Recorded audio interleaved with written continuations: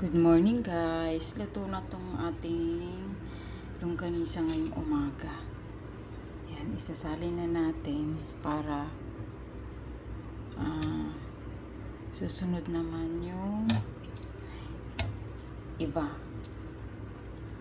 Ito yung guys, bumubulong tayo kasi bawal pang mag-ingay dito. Madaling araw pa lang. Ito yung isa sa pang-ulam sa aking breakfast na paninda. Tayo ng long silog and corn. Corn silog din ba yun? Yan guys.